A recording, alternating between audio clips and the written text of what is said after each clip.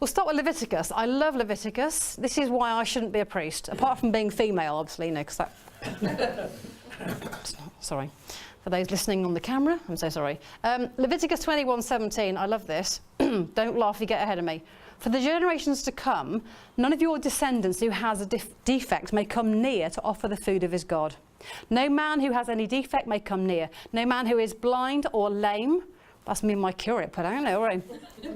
Disfigured, or deformed, let's define those. No man with a crippled foot or hand, or who is a hunchback or a dwarf, or who has any eye defect, I'm reading ahead, or who has festering or running sores or damaged testicles. So if you have damaged testicles, I'm afraid you cannot be a priest or offer anything in the temple or serve in the synagogue. Let's not have anyone on the door with a clipboard just checking all of those various things. It could get kind of awkward.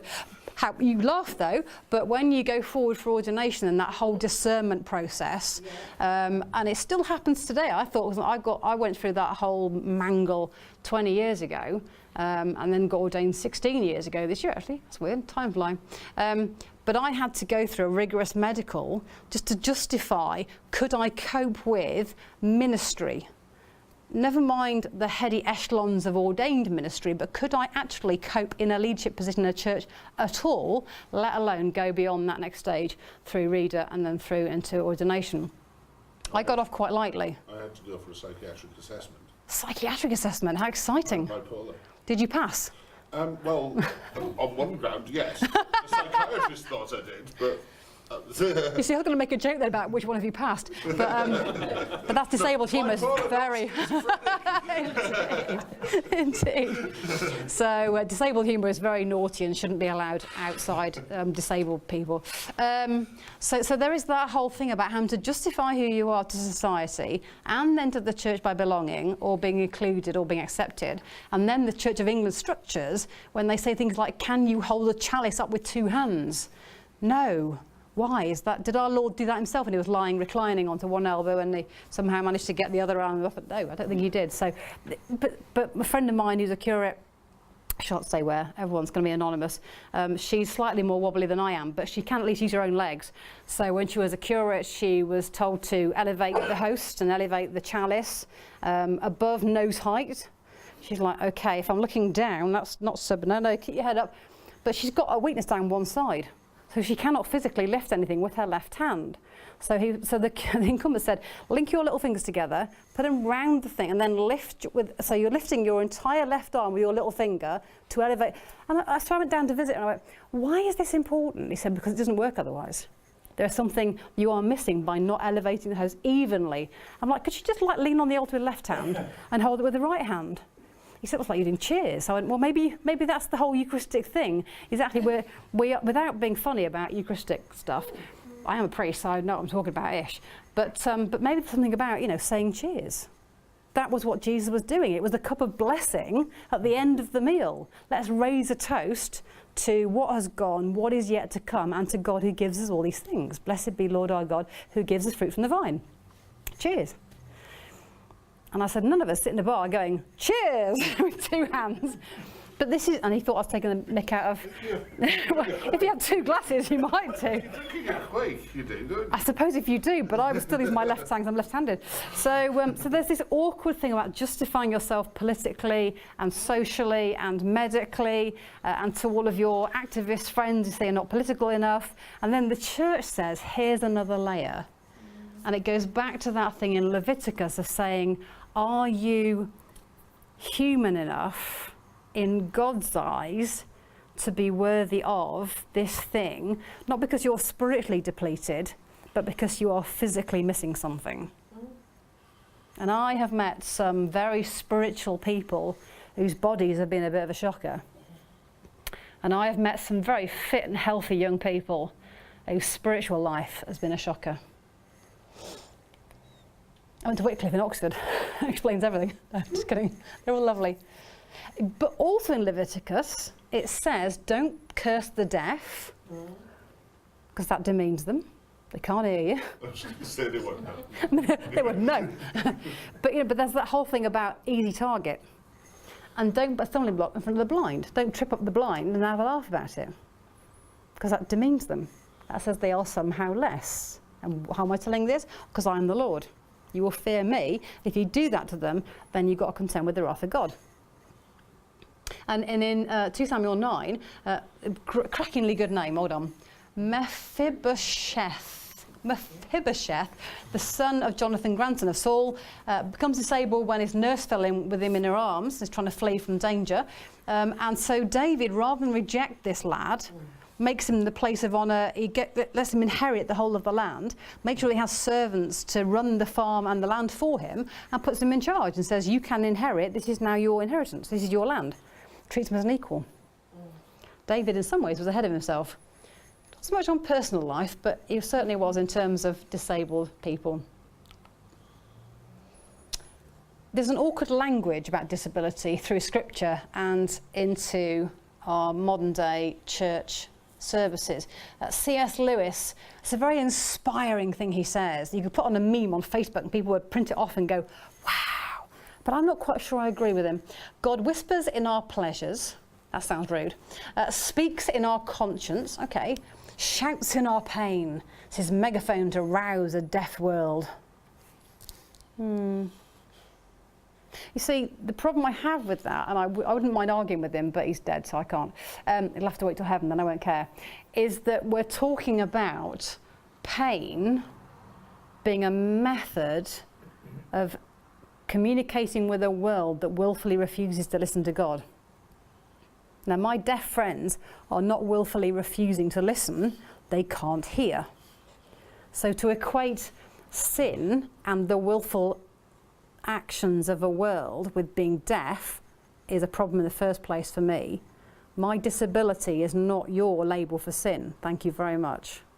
Don't equate the two. But also, I'm not sure that my pain is telling the world about a grace and merciful and loving God. When I stop and pause in my stride and my friend says to me, he doesn't do church, is that your arthritis playing up? And I go, flip me, yes it is. That's not the phrase I use, but you're polite, so I won't say that. And she just says, how can a loving God speak to me through your arthritis? I don't get how that works. I say, no, I don't know either. Shut up, it hurts. Shh, give me a second. So I kind of get what he's talking about, which is that the things we endure can be a method of hearing God's voice, but I wouldn't want to be a blanket and say that's the only way of doing it. Can God speak to me in my cerebral palsy and my arthritis? Probably. Am I listening? Possibly not. I might be having codeine and going to sleep, and there's not a lot of listening going on at that point, or maybe sleep is listening. And then there's this difficulty about St. Paul, who had this mysterious thorn in the flesh, whatever that was. Everyone's got their theories about this. And he says, I beg God to take it away and to make me more who I'm meant to be. But there's this great, again, it's a very inspirational quote. God says, my grace is sufficient for you. My power is made perfect in weakness. Great. So God is powerful when I am weak. It's a bit charity model again, isn't it? You poor thing, you lovely disciple, you're doing your best, and I am more powerful as a result. There's that slight difficulty when it's taken out of context and people say, oh, but God's grace is sufficient for all you need, and his power is made perfect in your weakness. Thank you very much. I do feel blessed. More, Lord, or less, Lord. And it doesn't help that John the Baptist said, I must become less that he must become greater. But that is about recognising messiahship, not about becoming a worm. And my disability can teach me a huge amount about the resurrection body than not. So I don't think my disability means I'm less. I just think it means more challenges.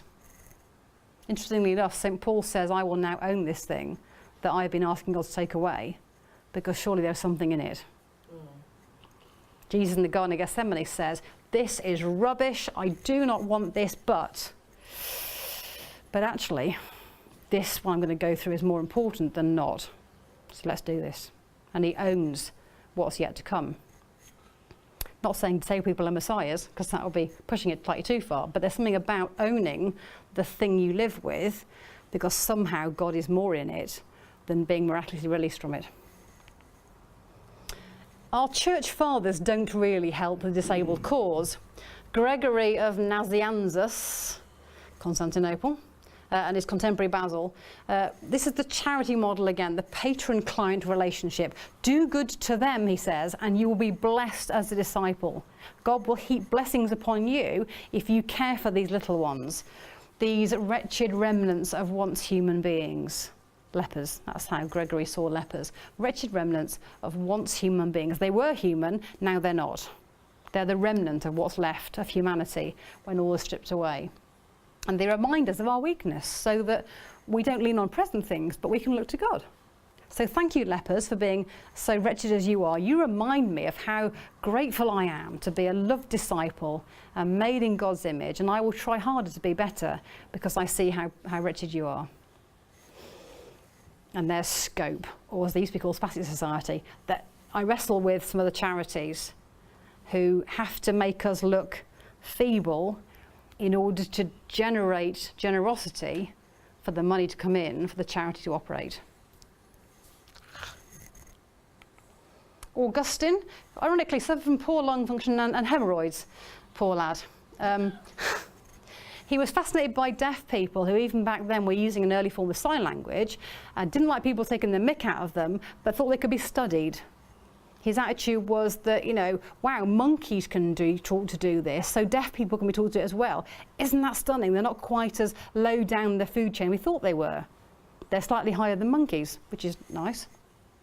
And we should appreciate, we the abled should really appreciate the amazing gift that these people are to us. They are just inspirational.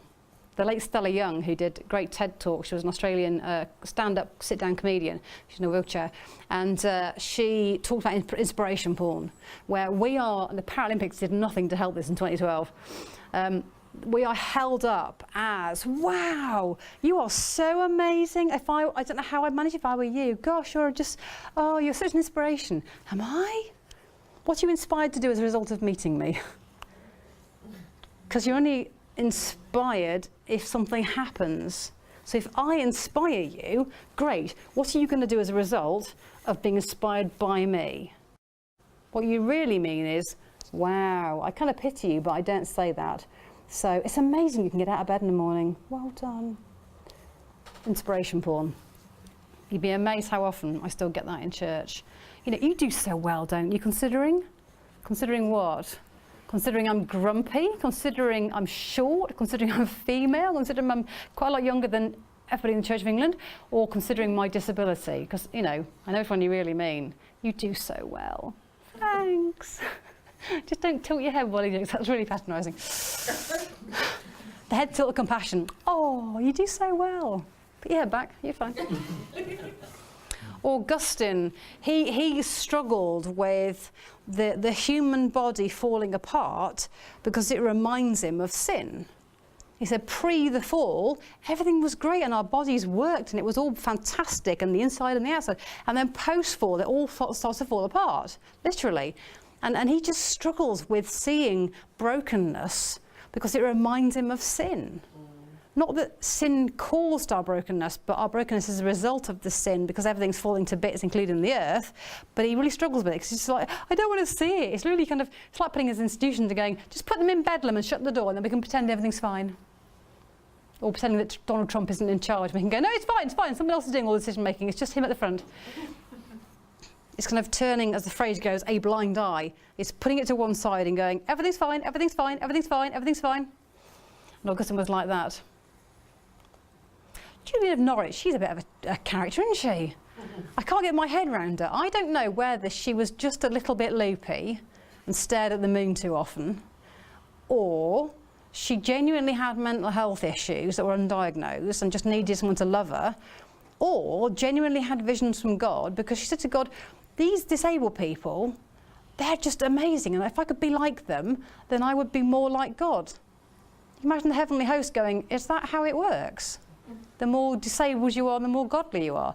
Julian clearly thought that was the case, that to enter into suffering was to be more like Jesus, because she was fixated on the Garden of Gethsemane, really fixated on it, and just had this real sense of if we could be as torn apart as Jesus in the Garden of Gethsemane, then we would have a greater understanding of who God is.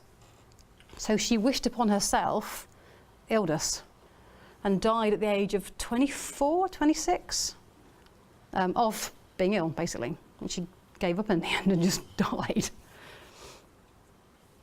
She's fascinating. I can't quite work her out. Martin Luther, the hero of the Reformation, if you're Protestant, not so much if you're Catholic. And everyone, the whole thesis business is fantastic, isn't it? It's great, and he's a real revolutionary. No, not really. He might have been, but not in my eyes, because he advised parents of disabled children to smother them. It was better off they weren't there than they were.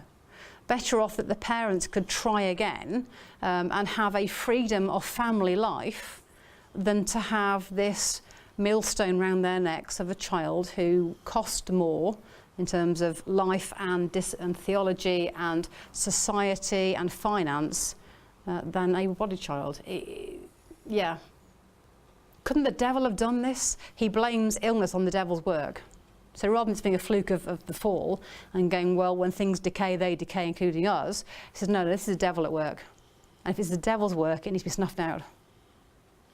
Dear Nazis, where did you get your idea from for eradicating humanity because they're less than... Oh, no, I see.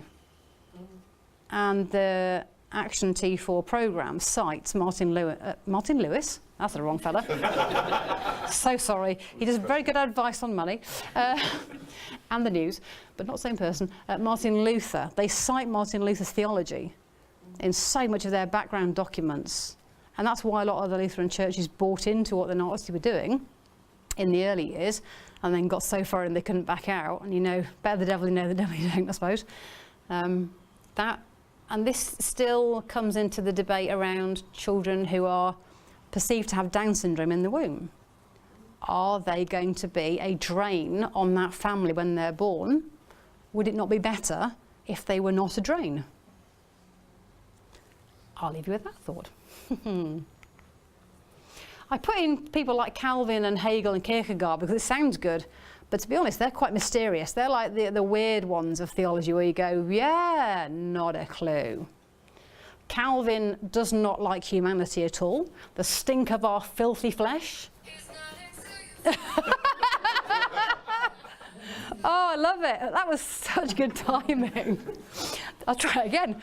It's like a lecture, isn't it? She goes off at any given moment. The stink of our filthy flesh. All misery arises from sin. So again, disability and sin are intrinsically linked. God afflicts for his own reasons. He was quite keen on Job, was Calvin, although I don't think he actually read Job properly. Hegel is a bit weird, but he talked about the metaphysical and the physical, and that actually spirit is more important. So having a physical disability is fine, but being mentally disabled is not fine, because we are intrinsically spirit connected to Holy Spirit, and if our spirit is marred, then we are screwed, basically. We can't communicate with the Holy Spirit at all. We are basically spirit, and that's more important. So you can have missing a leg, but missing something in your brain, then you're beyond hope. And Kierkegaard came up with this, we're all basically disabled, aren't we? Which I still hear today and go, no, we've all got impairments, but not all of us are disabled. Social model. He was very much medical model. We've all got something to struggle with, so we've all got a cross to bear, so just get on with it. My grandma was like that. We've all got a cross to bear, you know, not just you, not special, you know. No, I didn't say I was special. Just said I can't climb the stairs, I'm too tired. Well, we're all, you know. Bonhoeffer is one of the few people who actually redeems the whole of church history in one person. And he recognises that everybody is human and everybody is Christ. And to put anybody down is to say to Christ himself, you are not worth it. To quote the L'Oreal advert, because you're worth it. Or misquote it. Bonhoeffer basically said, you look into the eyes of another person and you see Christ, because Christ is there whether you recognise Christ or not. And therefore, whatever you do to that person, you're doing to Christ. So think twice about how you look and perceive and speak of and think about. If you need more filters in place, shove them in place. Jean Vanier from the Arch community. I'm still pondering Jean Vanier. I like what is behind the community, which is able and disabled, living together, equal partners in everything they do, modelling true community where everyone belongs, not just accessibility, not just included charity model, but actually belonging. If someone's not there, they're missed. Except for when Jean Vanier and, in his time, Henry Nouwen used to do talks, and they would take a member of the large community with them, so there would be the able-bodied speaker and the disabled token gesture person with them, and the person with them didn't do the main talk.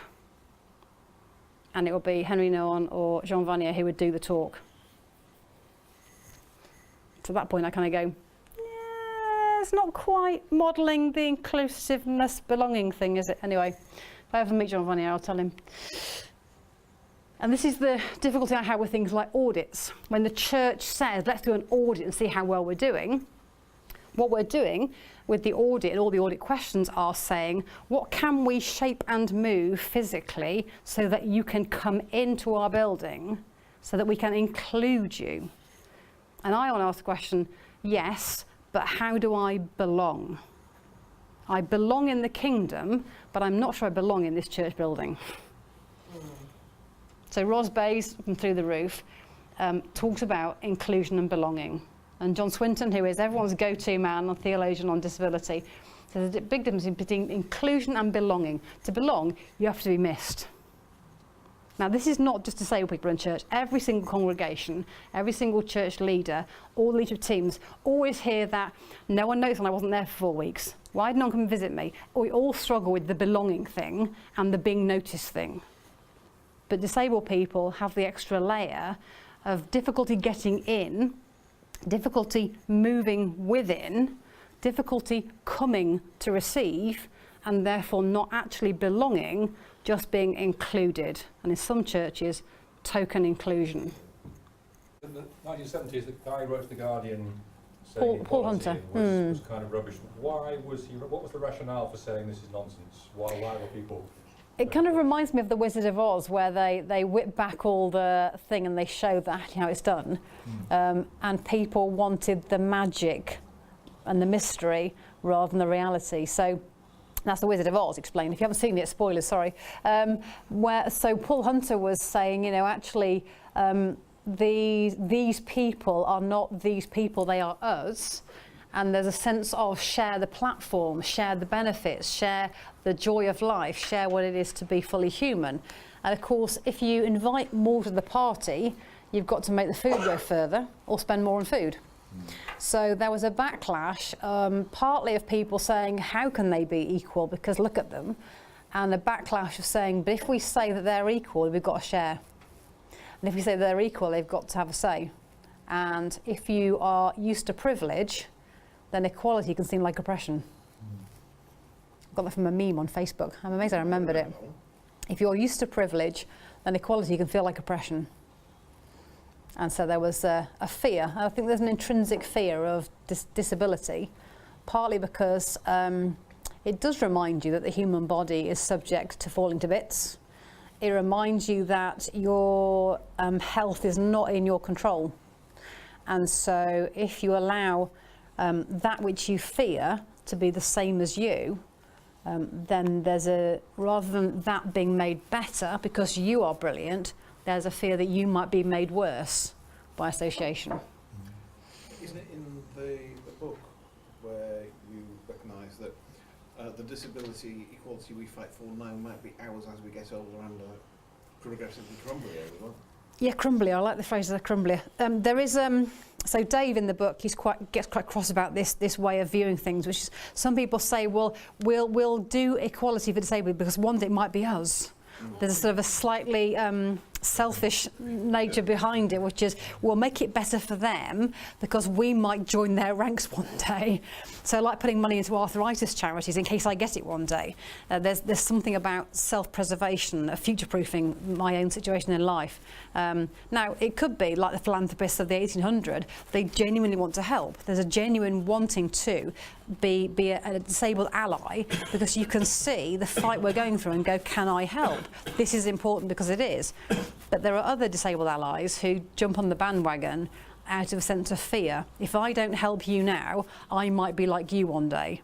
And therefore, if I can make it better for you, it'll be better for me when I get there. Yeah. Do you think it's getting better now, or is it still smoke and mirrors? Do you have the same problems, or are their problems changed? I think, now I'm not a sociologist, I'm not a politician, I just look and observe, and I think it was getting okay, it was getting better. Disabled people were being seen as having intrinsic value until a number of things happened nationally. Universal credit, which, you know, if you're in Panto season would get a big boo at this point, has rolled out in a way that suggests that people's worth is being questioned. Yes. People's ability to contribute to society and be of value is being questioned. Whether that's what UC wanted to do in the first place, I don't know. I can suspect. But that's become the reality. Brexit, whichever way you voted, I don't think at this point in this question and answer session matters. In the pub in a minute, it matters very much. But in this terms of this question, however, Brexit has seen a rise in blame culture, which possibly was already there, but we just kind of got polite about it. We got polite about being different from other people, but we managed to hang on to it. Rather like Northern Ireland and the Troubles, when it all settled down, people got the hang of being former enemies who now weren't. But when Brexit came along and the questions over the border came up, some of those old resentments started to creep back up again. And one of my worries with the Northern Ireland issue and the British border in Ireland, not the Irish border, that's in the sea, but the British border in Ireland, is that old resentments will start to bubble back to the surface again. And disabled people are reporting, maybe speaking up more often than they did, or just it's happening more often, about disability hate crimes being reported more often in the last 4 years. So PIP, Universal Credit and Brexit seem to have stirred up underlying difficulties that people have with disability that were gently being damped down and being lived with and tolerated, or lived with well. But old fears are now being restirred and the water is being stirred up again. And I don't quite know what the answer is. We've got 7 weeks till Brexit, so, you know, we'll see what happens then. Universal credit's being rolled out. We'll see what happens with that. And if I get my letter for PIP, I'll let you know. But it does feel as though the politics that are about how the country functions and identifies itself are stirring up old resentments. There seems to be, they're talking of giving blue badges to anyone with a disability, because we have hidden disabilities, and so people with bipolar disorder will be able to get blue badges. Like I need a blue badge. I don't know. Do you need a blue badge? No. Well, then don't apply for one. No, but you know what But I mean, that broadening out of who qualifies and who doesn't, which feeds into the Daily Fail, may I say? That's not the name of the newspaper, but you know what I mean. So the Daily Fail and that ilk, who are accusing all of us of being faking it. So they're making the blue badge to more people who genuinely like. But my friend got Crohn's, so if she's in Sainsbury's or Aldi or wherever, and suddenly goes, I need to be able to get home now, to run across the car park and beyond to get to her car to get home is a complete nightmare. She needs a car close. And so she would welcome having a blue badge to choose to use or not on those bad days, or to stay home. But of course the Daily Fail says, you see, they'll give them to anybody these days. They're all faking it. But then the government says, well, perhaps it would be easier if we did give it to everybody, because then we wouldn't have to make the decision as to who needs it. That's going to ruin car parks, isn't it? All those extra wide bays for everybody with a blue badge. We're fighting over them. And that seems to be, I mean, it's the kind of, well, we might all need it one day kind of attitude, rather than a reasoned attitude of actually we give these for people who require them. Genuinely need them. And they are to support their needs. It's easier for me to give it to everybody, but then you already see, like, why did you park there? Well, Yeah, You don't know what my health. You've not seen my medical records. there's already misuse or misunderstanding around it already. Yeah. It's about a compassionate society that trust each other. And I think disabled people really want compassion and trust. And some of the politics top down on other aspects of life are stripping away compassion and trust in other areas, which is then feeding into the fear of disability and older health. Something I do know that happens in South Yorkshire. I used to work on the tram, and a lot of people were getting mobility passes because they couldn't speak English. Okay. So if you couldn't speak English as a first language or at all, you could apply for a mobility pass. Yeah. Interesting. Don't know how that works. Because I wouldn't get it if I went to Paris, would I? The French would be like, hard luck. In French, obviously. Just on the car parking, Barnsley Hospital, you can, I mean, there's loads of disabled parking, but you can never get in because it's always absolutely jammed. Same at Chesterfield, blooming awful. A satellite park, satellite car park, which you can usually get parking in, but they don't have any blue badge bays. Oh, crumbs. So I wrote to them and said, you know, it would be nice if there were a few blue badge bays there. I use a motorised wheelchair. I don't need to be right on the doorstep. I'm fine. All I need is a wider bay. Yeah, it's the width, isn't it? Yeah. And they wrote back and told me, no, disabled people need to be near the hospital, so we don't put any in that car park. And it's again that thing about, if I've got my wheels, I need the wide bay. I don't care where it is, I can scoot along. If I'm on my crutches, I need to be close. And it's about not including people with disabilities, I did it myself then, in the planning, in the conversation and going, we know what you need. We know, yeah, we've read the audit, it's fine.